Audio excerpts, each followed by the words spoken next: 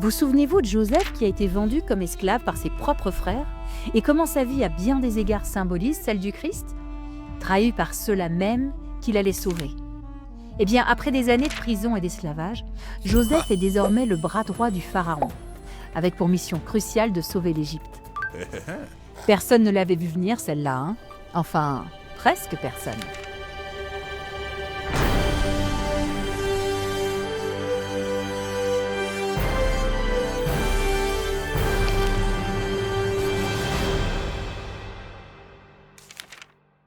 Joseph prépare l'Égypte à la famine catastrophique dont le pharaon a rêvé. Et avec l'aide de Dieu, il s'en sort vraiment à merveille dans la gestion de cette tâche colossale pour toute l'Égypte et au-delà. Passe-moi les sauterelles, s'il te plaît. Alors, j'ai entendu dire qu'il restait encore de la vraie nourriture en Égypte. Comment est-ce possible? Allez-y, ramenez-nous du blé d'Égypte pour que nous ne nous mourions pas. Après 22 ans, les frères de Joseph ne le reconnaissent pas en tant que haut dignitaire en Égypte, pas plus que les Juifs n'ont reconnu leur Messie lorsqu'il est venu. Joseph a des sentiments mitigés lorsqu'il voit ses frères qui l'ont trahi. Vous ressemblez à des espions. Nous ne sommes pas des espions, nous sommes tous des frères de Canaan qui essayons de ramener de la nourriture à nos familles et à notre père et à notre petit frère. Prouvez-le.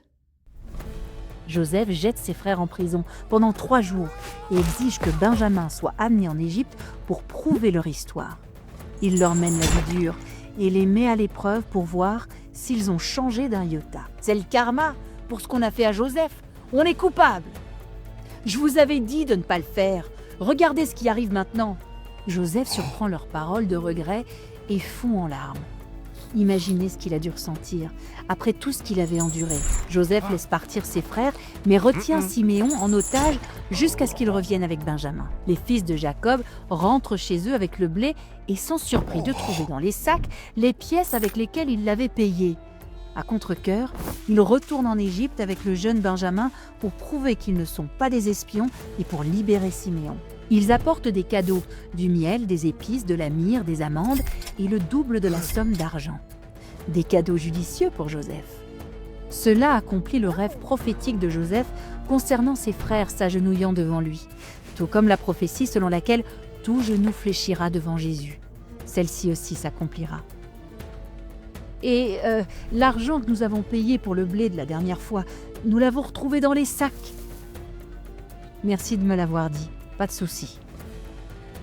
Il n'a pas besoin de leur argent et malgré leur trahison, Joseph veut toujours aider sa famille. N'est-ce pas aussi le cas de Jésus? Le Seigneur n'a pas besoin que nous payions pour les bénédictions qu'il nous accorde. Ce qu'il veut, c'est notre repentir et notre foi en lui.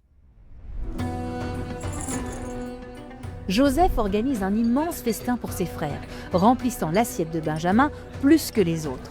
Jésus accorde également la plus grande part à ceux qui prennent son nom par le baptême et la Sainte Seine. Le ventre plein et des sacs remplis pour la famille, les frères font leur bagage pour rentrer chez eux. Une fois encore, Joseph leur rend l'argent qu'ils ont payé pour les céréales. Mais cette fois, il glisse une coupe d'argent dans le sac de Benjamin, puis envoie ses soldats rattraper ses frères. Il l'accuse alors d'avoir volé la coupe. Benjamin est jeté en prison. Dans ce cas précis, la coupe amère est imposée à celui des frères qui est totalement innocent de ce qui a été fait à Joseph, reflétant ainsi la manière dont le Christ a payé le prix ultime pour la culpabilité des autres. Joseph veut vraiment savoir si ses frères, s'ils avaient une seconde chance, feraient les choses correctement. « Laissez-le partir, je vous en prie. Notre père ne supporterait pas de perdre un autre fils. Cela le tuerait. Prenez-moi à sa place. » Oui. L'attitude de Judas est passée de « vendons notre frère comme esclave » à « laissez-moi prendre sa place comme votre esclave ». Sa culpabilité l'a poussé à faire preuve d'une compassion à l'image du Christ, à souffrir à la place de son frère. Le mot repentance signifie simplement réfléchir à nouveau et faire de notre mieux pour bien faire la prochaine fois. Et ainsi, même si ce n'était que des années plus tard, Judas a fait ce qu'il fallait et nous pouvons en faire autant. Un jour, lorsque le Christ reviendra, la maison de Judas reconnaîtra Jésus et se réjouira de sa grâce salvatrice.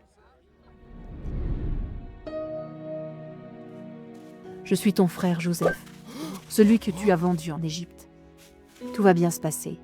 J'ai été envoyé avant toi pour te sauver. » Et ils vécurent tous heureux jusqu'à la fin de leur jour. Enfin, jusqu'à ce que... L'histoire de la vie de Joseph ressemble en quelque sorte à celle de Jésus-Christ. C'était un humble berger qui prophétisait, qui fut trahi pour une poignée d'argent, injustement emprisonné et dont la vie semblait anéantie, alors qu'elle était en réalité en train de se façonner.